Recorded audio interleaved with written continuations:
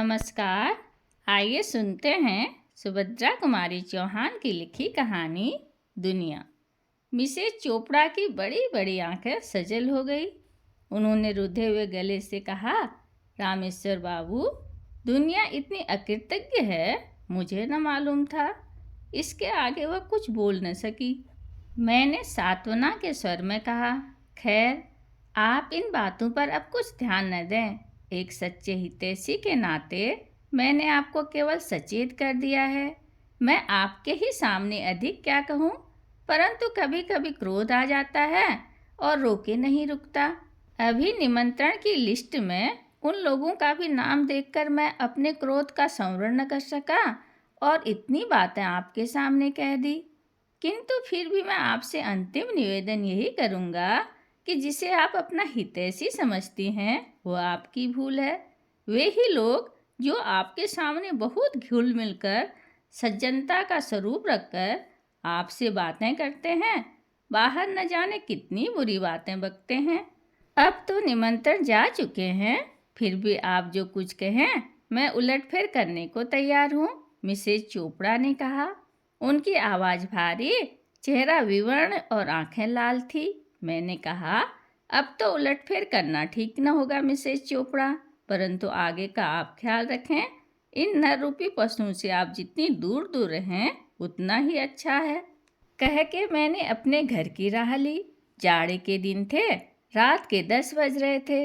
अब भी नारायण क्लब में रोशनी थी। मैंने सोचा चल के देखूं तो सही, यह इतनी रात तक क्लब में कौन कौन महाशय विराजमान हैं।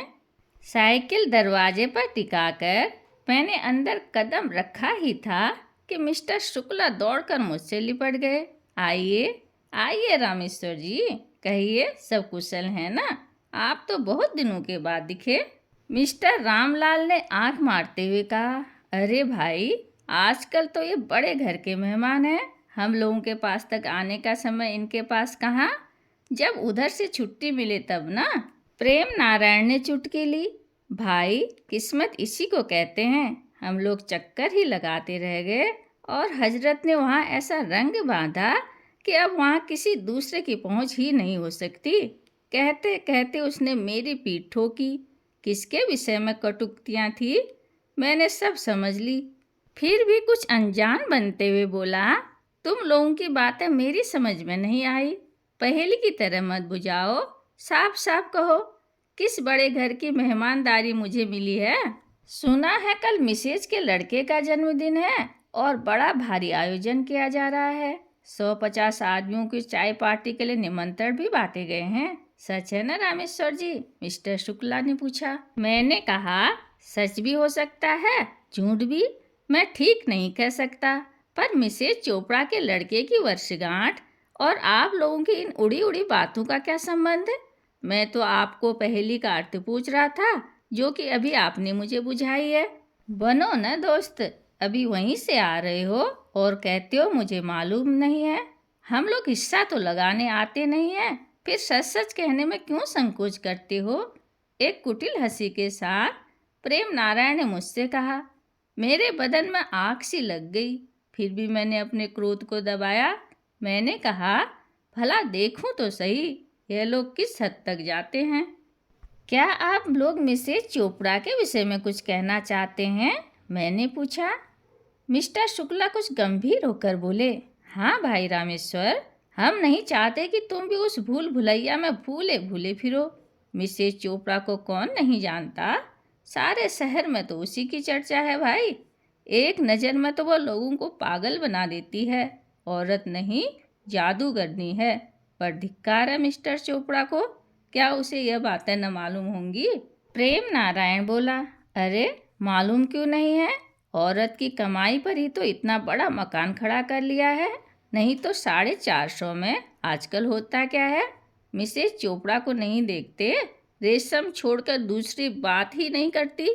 देखा नहीं किस ठाठ से निकलती है, कपड़े सदा कीमती पहनती है, घर में 4-6 नौकर चाकर हैं, यह उन्हीं की कमाई है। नहीं तो मिस्टर चोपड़ा के 450 में पूरा न पड़ता भाई साहब।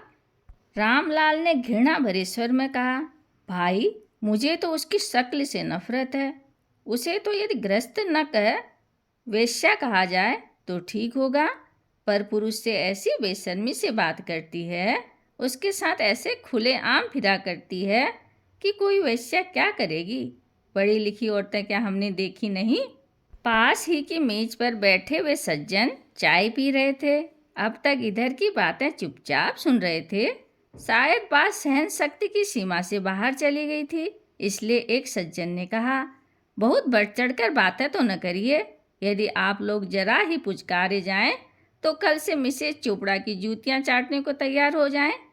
आप इतना बकते हैं तो कहिए, आपके पास प्रमाण है कि मिसेज चोपड़ा का चाल चलन खराब है। मिस्टर रामलाल के मुंह पर जैसे किसी ने थप्पड़ सा मार दिया। मिस्टर भगवती प्रसाद को देखकर वे जरा सा सुकचाए, बोले, आप क्या जाने, मुझे तो सब मालूम है। ये इतने आदमी जो कहते हैं क्या सब झूठ ही है। भगवती प्रसाद ने तेज स्वर में कहा, मैं उन्हें आज 20 साल से जानता हूँ। आपका तो परिचय भी उनसे नहीं है, पर मैं तो उनके साथ वर्षों रहा हूँ, एक साथ एक मकान में। हाँ, वह जिस प्रकार के वातावरण में पली है वैसा ही उनका स्वभाव भी है। पर्दा उसने न बचपन से किया है न अब कर सकती है। उसकी नज़रों में स्त्री पुरुष समान है, इसलिए वह सबसे खुलकर प्रेम पूर्वक मिलती है। यही उसके आचरण का दोष है। किसी भी सुधार के काम में पुरुषों से भी सदा 2 कदम आगे रहती है, यही उसकी कमजोरी है। कहते कहते भगवती प्रसाद का चेहरा आरक्त हो गया। सब लोग चकित दृष्टि से उनकी ओर देख रहे थे। हम लोगों को अनुमान भी न था भगवती प्रसाद भी मिसेज चोपड़ा से परिचित होंगे, क्योंकि हम लोग उन्हें परदेसी समझते थे। वे लाहौर से अभी 2 महीने पहले ही यहाँ आए थे। कुछ ठहर कर वे फिर बोले, लेकिन कहने वालों की जबान को लगाम कौन लगाए। चमड़े की जबान ठहरी, जिधर चाहा हिला दिया। सत्येंद्र बीच में ही बात काटते हुए बोले, पर आप क्यों नाहक इन लोगों के मुंह लगते हैं, बकते हैं, बकने दीजिए। सूरज पर धूल फेंककर कोई उसके प्रकाश को धीमा नहीं कर सकता। धीरे धीरे रामलाल, प्रेम नारायण और मिस्टर शुक्ला खिसक गए।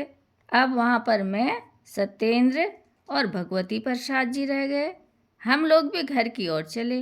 रास्ते में मुझे संबोधित करके भगवती प्रसाद ने कहा, रामेश्वर जी, तुम में इतना साहस नहीं, उनके मुंह पर थप्पड़ न लगा देते। वह तो तुम्हें भी लांछन लगा रहे थे। मुझे तो ऐसी बातें कहते तो मैं बिना मारे न रहता। मेरे मुंह से कोई बात न निकली। सच बात तो यह थी कि मिसेज चोपड़ा मेरे लिए भी एक पहेली सी थी। आज साल भर से मैं उनके घर रोज जाता रहा हूँ, पर वह सदा प्रसन्न मुद्रा से मेरा स्वागत करती थी। उनकी वाणी में वह मिठास थी, चितवन में वह मोहकता थी कि कभी कभी मैं यह शक करने लगता कि शायद उनका मेरे साथ अनुचित तरह का प्यार है, किंतु दूसरे ही क्षण में होश में आ जाता था जब मैं देखता ठीक वैसा ही व्यवहार वह दूसरों से भी करती है। वह इतनी मिलनसार थी, स्वभाव में इतनी मधुरता थी कि हर एक मिलने वाला यही सोचता हुआ जाता कि उसके साथ ही ऐसा व्यवहार किया गया है, और साथ ही दुष्ट प्रकृति वाले यह भी सोचते कि वह उन पर आसक्त है, इसलिए ऐसा मधुर व्यवहार करती है। मिस्टर चोपड़ा लाहौर के रहने वाले बहुत ही उन्नत विचार के सज्जन पुरुष थे। वे कुछ साल पहले यहाँ इंजीनियर होकर आए थे। बड़े ही नेक, मिलनसार और उदार चरित्र पुरुष थे। स्त्री भी उनकी उन्हीं के अनुरूप थी। उन्होंने किसी विद्यालय से कोई डिग्री तो न हासिल की थी, फिर भी उनकी शिक्षा बहुत ऊंची, विचार बहुत परिपक्व और आदर्श महान थे। पति पत्नी दोनों में बड़ा प्रेम और विचारों में बड़ी समानता थी। यह एक आदर्श जोड़ी थी। मिसेज वीणा चोपड़ा अपने माता पिता की अकेली संतान थी। उसके पिता सुधारक सभा के प्रेसिडेंट थे। वह पुरानी लकीरों के फकीर न थे। वीणा अपने पिता के साथ साथ छुटपन से ही सभा सोसाइटी में जाती थी और अक्सर व्याख्यान भी दिया करती थी। स्त्री पुरुष उसके लिए समान थे। वह पुरुषों से भी उसी प्रकार निसंकोच भाव से मिल सकती थी जैसे स्त्रियों से, लेकिन पिछड़े हुए समाज में वीणा का इस प्रकार निसंकोच भाव से पर पुरुषों से मिलना, अकेली सभा सोसाइटी में चले जाना, किसी दूसरे व्यक्ति के साथ अकेले वापस आना पाप हो गया।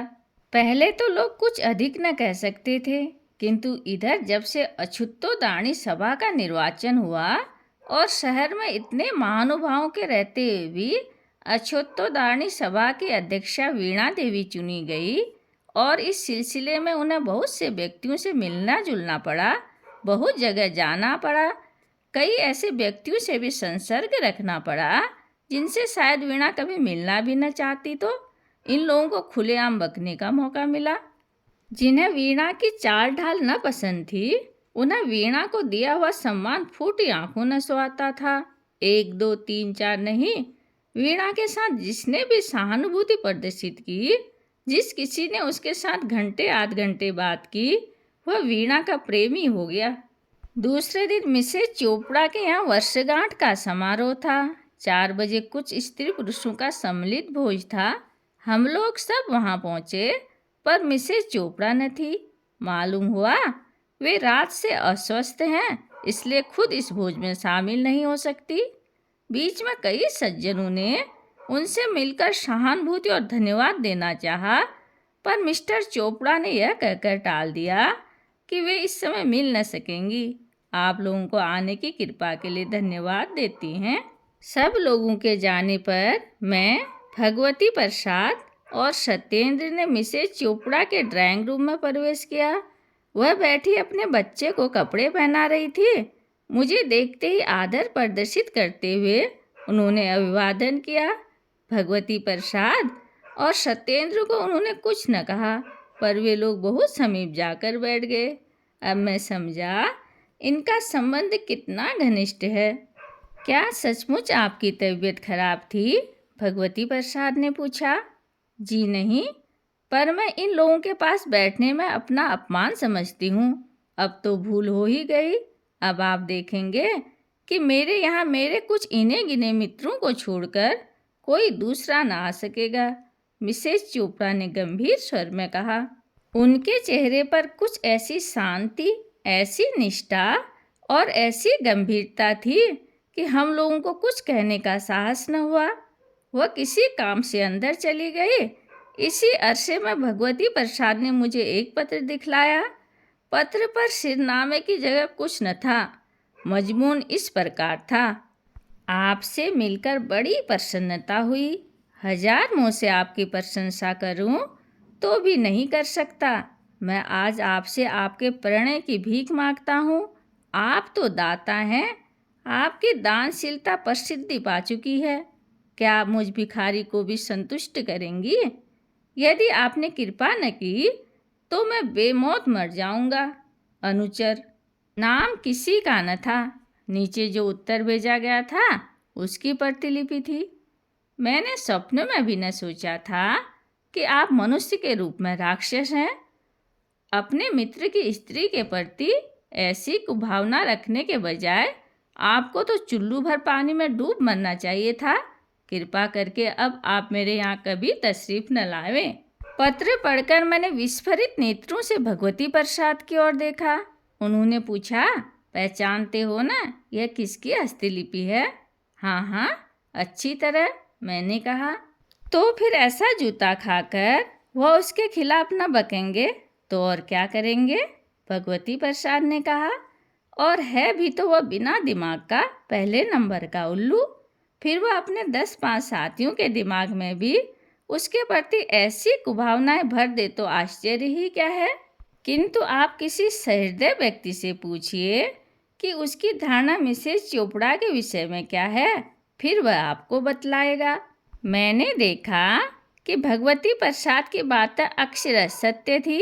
अपनी झेप मिटाने के लिए, अपना खिसियानापन दूर करने के लिए मनुष्य की पार्श्विक प्रवृत्तियाँ नीच से नीच काम करने में भी नहीं हिचकती।